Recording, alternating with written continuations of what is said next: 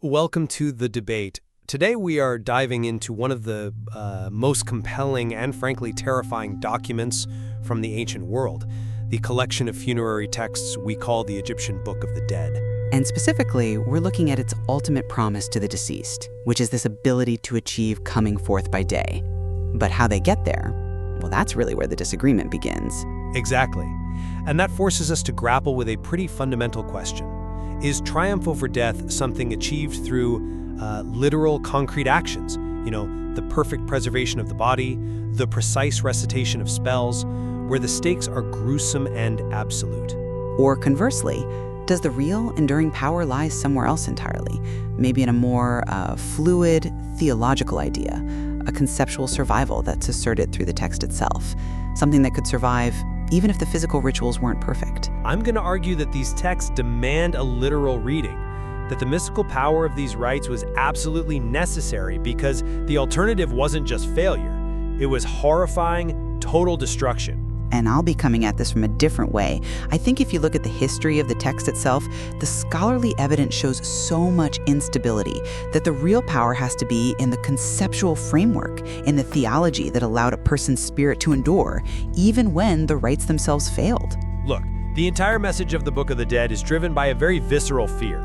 For the ancient Egyptians, death wasn't some, philosophical transition. It was a physical threat, a process of dissolution, a spiritual horror. And the texts make it absolutely clear that eternal life depends on preventing total physical destruction. Okay, physical destruction is part of it, sure. It's all of it, the whole funerary process, mummification, and everything that follows. It comes from this desperate need for, and I'm quoting here, complete preservation from dismemberment and decay.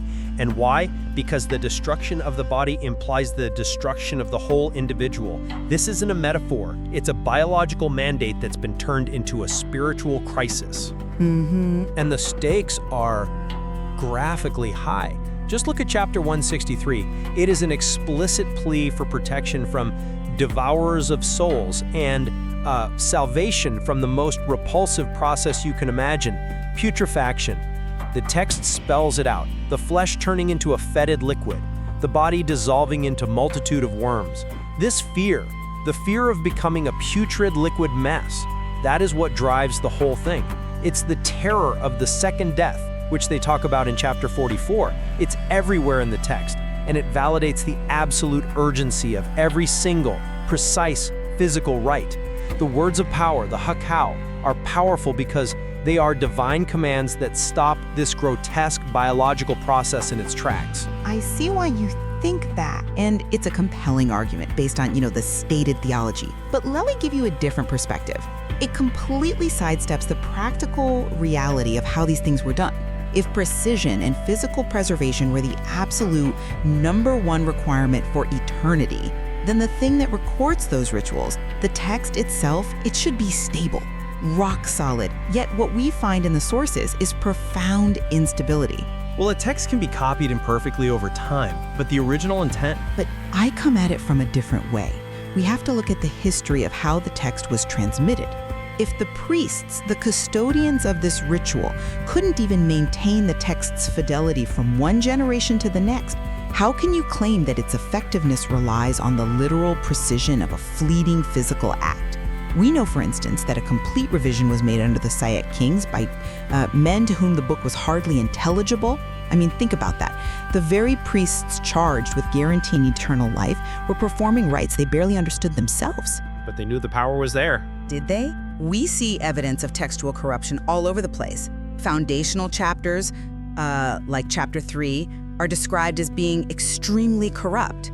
Scribes were misunderstanding and transposing words all the time. So if the magic is so precise, how does it still work when the incantation is demonstrably flawed? The power can't be in the flawless execution of a physical act that we know was, at best, inconsistent.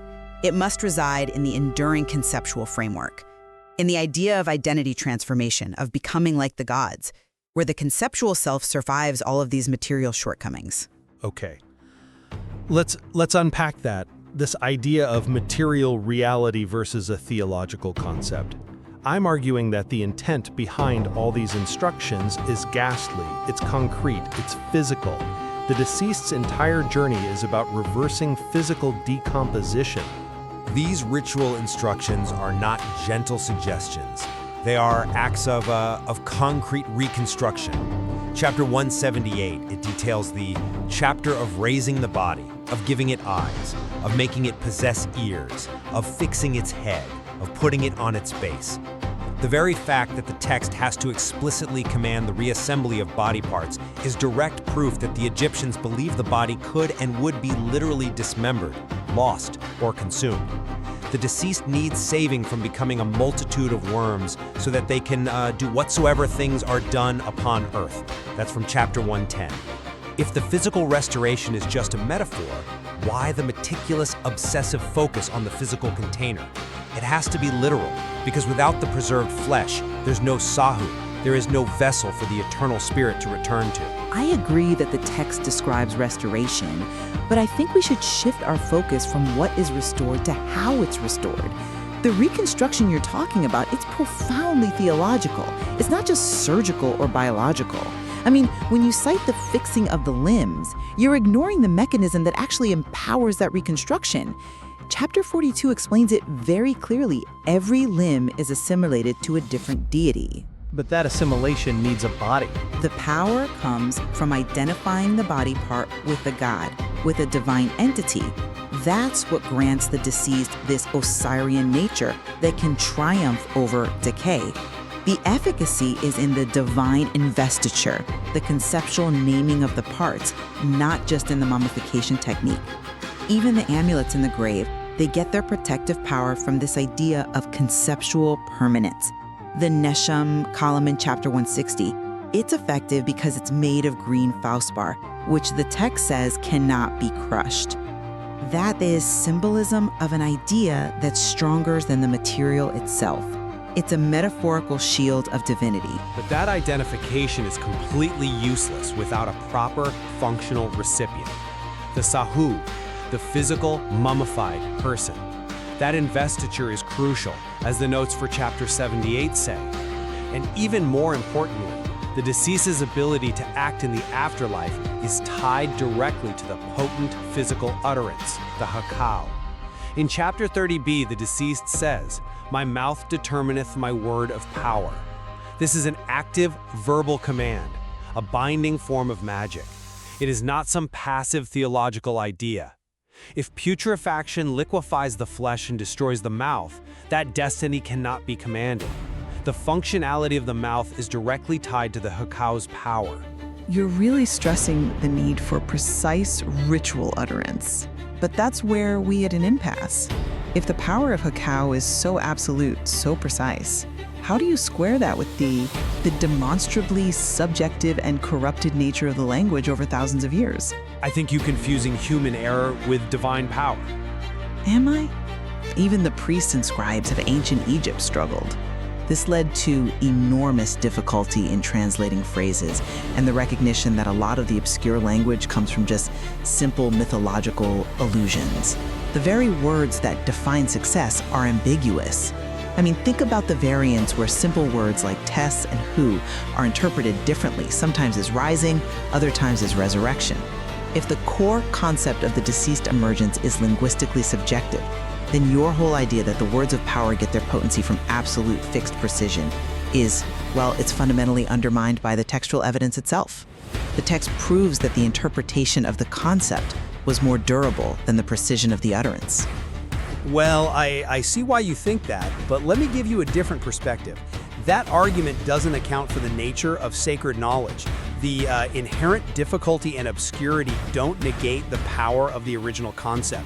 They highlight the terrifying requirement for absolute sacred knowledge. It suggests a very high barrier to entry for a successful passage. The deceased must know the names of protective gods and dangerous entities to navigate the Tuat, or they are lost forever. Look at chapter 94.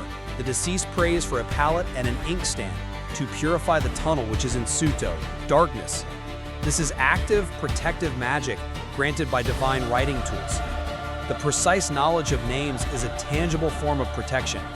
It's like knowing the name of that terrifying serpent on the hill of Baksha, he who dwelleth in his own flame, from chapter 108. If you know the name, you have power over the physical danger. If you don't, you're consumed. The stakes remain physical and absolute. I'm not convinced by that line of reasoning, because your argument requires us to believe in some fixed, perfect, original text that just got corrupted over time, when the texts themselves show active theological mutation. The history of this document is a history of correction and glosses. It's a history of trying to preserve the original meaning. No, I come at it from a different way. The texts contain glaring contradictions and acknowledged self-corrections that prove the theology was constantly being revised. The famous opening of chapter 17, "I am he who closeth and he who openeth, and I am but one," is documented as being an addition to the primitive text. Why would you need to add such a fundamental theological statement if the fixed ancient ritual was already perfectly potent? Furthermore, things that seem literal, like the great cat that is Ra, are often explained away with linguistic tricks, specifically homonymy. The meaning is fluid and allegorical. That's the only way it could survive its own internal contradictions. The evolution of the concept is the key, not the perfection of the rite. Okay, let's go back to the severity of the challenge, which I argue proves the literal stakes. Even if the text evolved, the ultimate structure of the afterlife journey remained, absolutely legalistic and lethal. The passage through the Tuat is not some simple theological progression. It's a series of literal, terrifying checkpoints. The deceased has to navigate the 7 gates and the pylons. That's in chapter 147, each one demanding specific knowledge and a precise response. And most crucially, in the Hall of Righteousness, in chapter 125, the deceased faces assessors and has to perform the negative confession to become Ma'at Haru, one whose voice is law. Right. And failure here is not an intellectual exercise. It is a catastrophic physical consequence. Failure means being handed over to those who inflict disasters, with no covering upon their faces. This is a severe, physical, legal judgment. The deceased must prove they upheld Ma'at, righteousness in physical action while they were alive, and they must perform the rite perfectly when they're dead. I agree that Ma'at is central, but I would frame it as a cosmic law in alignment with the universe's regularity, not just a legalistic performance in one single hall. The concept of Ma'at is that everything divine must, and this is from a note on chapter 30b, abide unceasingly or which recurs in accordance with undeviating rule. But you have to pass the test first. Yes, but the ultimate victory over death isn't just passing a checkpoint. It's transcendence. It's identifying with Ra, the everlasting one, who declares, yesterday, today, and tomorrow, for I am born again and again. That's chapter 64. This transcendence is achieved by aligning with cosmic order, the principle of perpetuity. That cosmic alignment, the enduring concept of continuous existence, is the real victory. It's an idea far more durable than any single, potentially corruptible ritual performed at one specific gate. The true magic is in identifying with the concept of eternity itself. That cosmic alignment is entirely dependent on first defeating the physical predators of the underworld. The text is full of details on how to use words of power to defeat the crocodiles of the cardinal points and the serpent Rekrek. You cannot achieve cosmic perpetuity if your body is eaten, your bay is trapped, and your ka is destroyed by the enemy of Ra. The physical protection against immediate, tangible, spiritual destruction has to come before the spiritual transcendence you're talking about. The mystery and terror of this ancient knowledge demands we take these threats literally. I would counter that the very act of knowing the text and adapting it, which we see in the continuous stream of variants and glosses across dynasties, is the method the Egyptians used to ensure their survival.